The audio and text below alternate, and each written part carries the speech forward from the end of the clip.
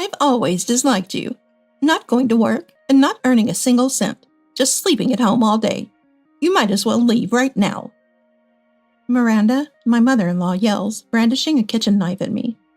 I fear she might actually kill me. My heart is pounding so hard, I can hear it. Why don't you say something? Miranda, still holding the knife, advances towards me. If I keep quiet, she might actually stab me. Oh, okay, I understand. Please lower the knife. I'm begging you. Miranda accuses me of not earning anything, but in reality, it's my husband Frank who hasn't brought in a single cent. I'll make her regret kicking me out. Rewinding to 2 years back. Back then, I lived in Frank's in-laws' house with him and Miranda, just the three of us. Karen, I'm really grateful you moved into my parents' home. Thank you. Frank said, expressing his gratitude. After father-in-law suddenly passed away from a stroke, we started living in the in-laws' house. If you guys don't mind, feel free to move in and use this place, Miranda suggested following my father-in-law's funeral. The in-laws' house is a bit larger than a typical house. My father-in-law, who had worked his way up to a senior manager at an auto parts manufacturer, earned a decent income. Really? That would be great. If we could live in the parents' home, we're familiar with it, and I've been wanting to move out of the apartment. Frank was eager about Miranda's suggestion. Indeed, it wasn't a bad deal for us. Due to the impact of an infectious disease, Frank's company underwent major layoffs. Frank was among those laid off and is currently searching for a job while working part-time at a grocery store. I, on the other hand, work full-time at a securities firm, and my earnings are just enough to keep us afloat. Miranda, about living in the in-laws' house, I'd be really grateful if we could. Thank you. Thinking it a good opportunity, I decided to live in the in-laws' house. However, I wasn't very close with Miranda and hadn't talked much with her, so I was honestly anxious about living together. Could we get along? I wondered. Before moving into the in-laws' house, I discussed our future living situation with Frank. I haven't really talked much with Miranda, and I'm worried about whether we can get along. Don't worry. Even if things get bad with Mom, I'm on your side, Karen. Assured by Frank's words, I felt slightly relieved and moved into the in-laws' house a week later. Welcome. Feel free to make yourself at home. Miranda greeted us. Thank you. We appreciate your hospitality. Frank and I, starting our new life in the in-laws' house, had modest earnings and lived simply, but it was more comfortable than our previous apartment. On our days off, we could go out together, almost like when we were dating, a luxury we couldn't afford due to constant financial worries. I thought I could continue living happily with Frank in the in-laws' house. However, 3 months after we started living in the in-laws' house, Miranda's attitude towards me changed drastically.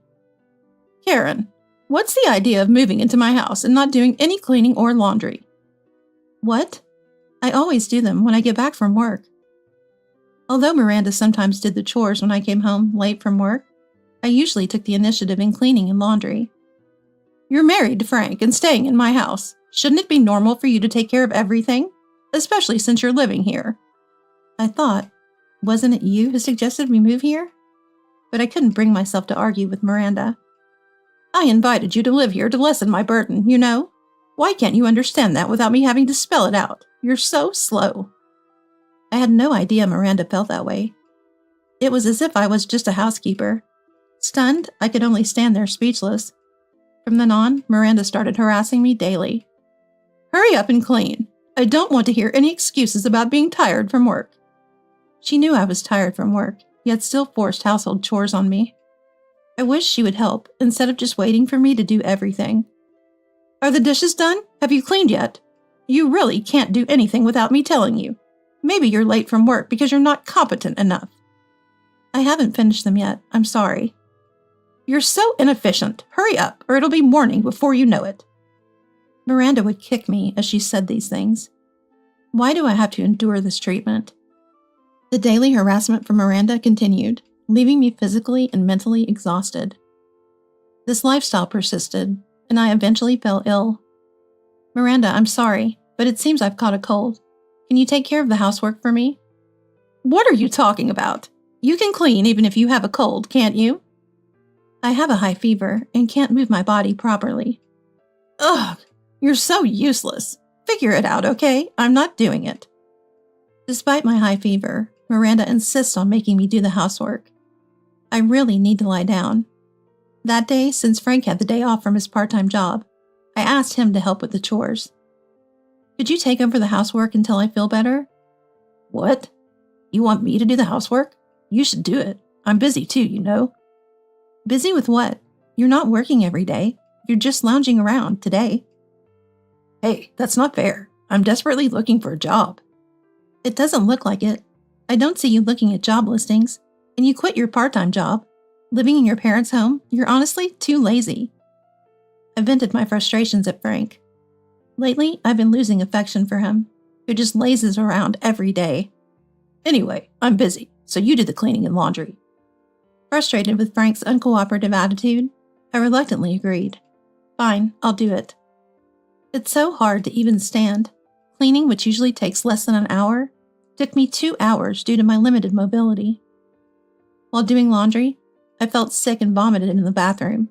Trying to take a break, I rested on the living room sofa. What are you lounging around for?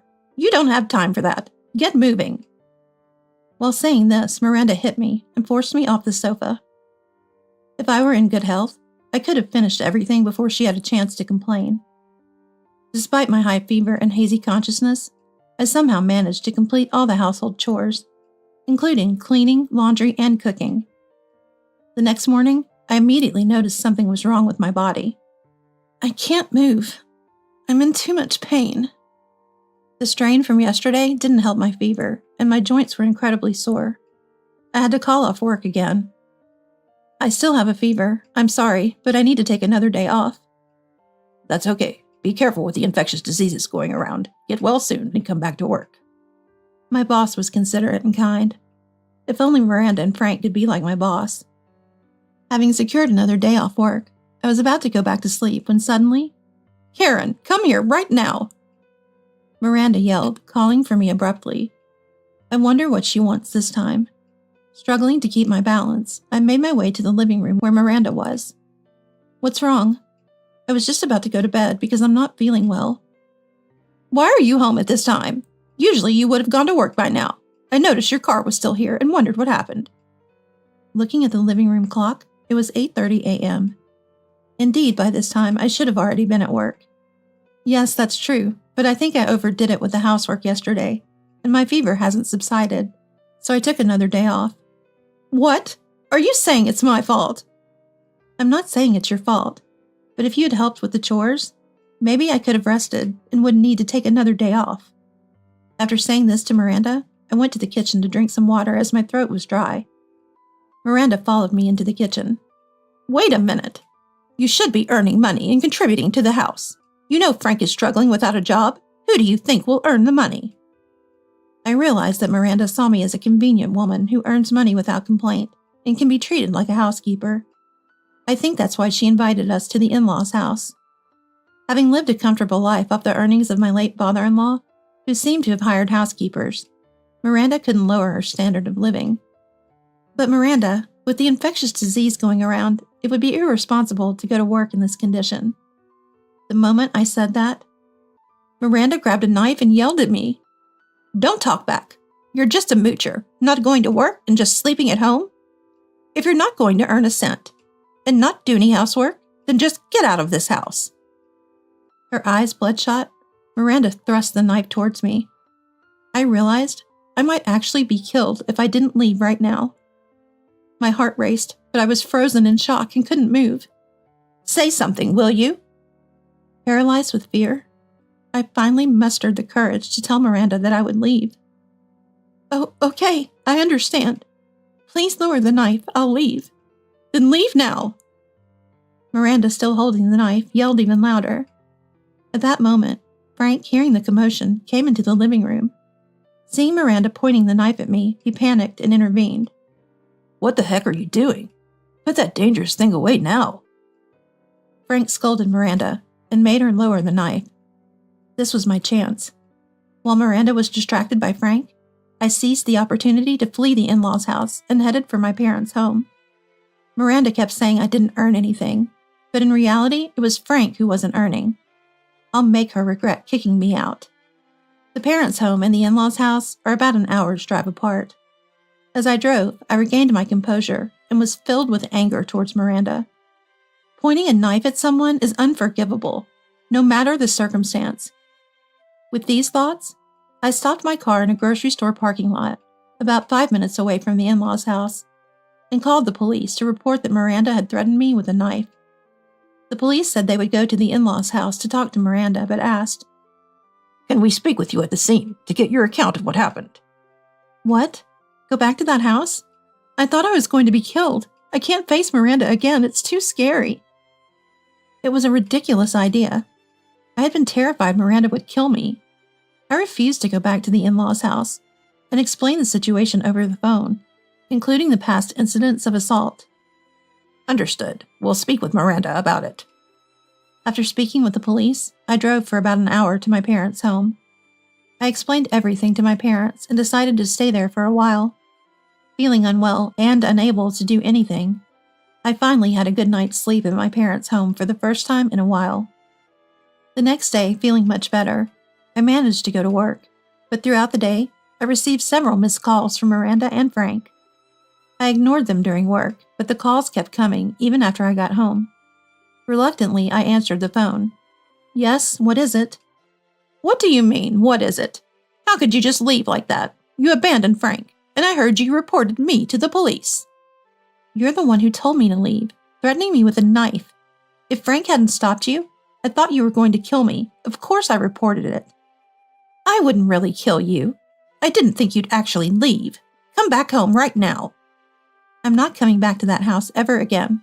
Frank doesn't even try to work, and I'm considering divorce." I said that and hung up the phone. Within 5 minutes, Frank called. I didn't want anything to do with Frank or Miranda anymore, but I answered the call. "What do you want?" "Mom told me you're thinking about divorce. Isn't that too sudden?"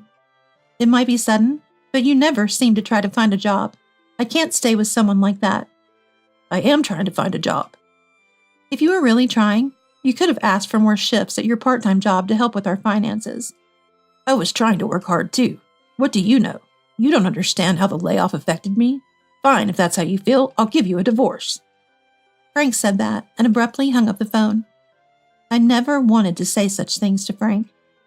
But he wouldn't look for work, and he did nothing to defend me from Miranda's harassment, even though he knew it was happening. I moved to the in-laws' house because Frank had promised. "If anything happens, I'll be on your side." That's what I had thought.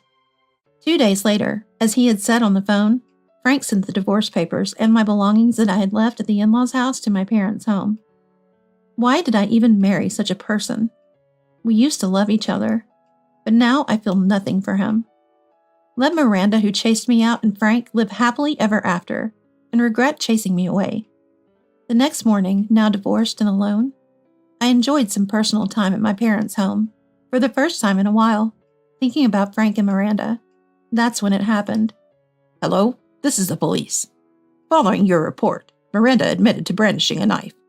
She has been arrested for threatening behavior and wants to settle, but what do you want to do?" "Really? No way I'm settling. Please tell her I absolutely refuse any settlement." I was elated when the police called to say Miranda had been arrested. There was no way I was going to settle with someone who had exploited and tried to kill me. Hearing Miranda had been caught, I clenched my fist in triumph, proudly telling the police that I would not settle. Let Miranda regret her actions in prison. After about 30 days in detention, Miranda was sentenced to 2 years in prison. I thought this would teach her a lesson. That's what I thought. But a month after divorcing Frank, he suddenly showed up at my parents' home. Just when I thought things had settled down with Miranda, now Frank. "Long time no see. Have you been well?" Frank stood at the door when I answered the bell, showing no signs of remorse. "What do you want? Please leave."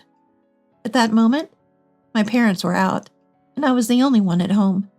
Startled by his sudden visit, I knew I had no business with him anymore. "I said things in the heat of the moment about divorce, but I want you back, please." Frank was pleading for reconciliation, but it was too late. "I have no intention of coming back. Besides, we're already divorced." "Please don't say that. Can't you come back?" In the end, Frank begged me to return to the in-laws' house crying. Concerned about being watched by the neighbors, I let Frank inside to talk. So, as I asked earlier, why did you just show up out of the blue? I don't have anything to do with you anymore, and your sudden visit is troubling. Actually, Frank started to speak slowly in response to my question. Since you left, I've had no income and can't sustain a living. That's why I was wondering if you could come back. How much more useless can this man be? He agreed to the divorce, and now he's asking me to return because he has no money? That's too convenient. Why don't you just work hard yourself instead of expecting me to come back? Well, that's true, but I haven't found a job yet. I'm really trying. I think I'll find something soon. Please. There's no way I'd return to the in-laws' house after all this. Frank, do you really expect me to believe that now? I've been asking you to work ever since we were married, and you still don't have a job. You probably think I'll come back if you say anything. There are plenty of part-time or contract jobs, even if you can't get a full-time one. It's clear you just don't want to work. Plus, Miranda threatened me with a knife, and I was genuinely scared. If I return to the in-laws' house, it'll be the same as before. I'll do all the chores while you do whatever you want, right? Even though Miranda is arrested for now. I won't let that happen again. Next time, I'll definitely be on your side. No, I'm sure Miranda will do the same thing again. It's not normal for a mother-in-law to threaten her daughter-in-law with a knife, right? I can't live with someone like that. Frank fell silent, having nothing to say. If you have nothing to say, then that proves my point. Can you leave now? Despite being asked to leave, Frank didn't move. My anger started to rise. I'm telling you to get out of this house!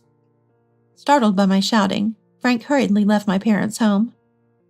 Although he left quietly that day, he began showing up at my parents' home every week, begging me to come back, regardless of whether my parents were home or not.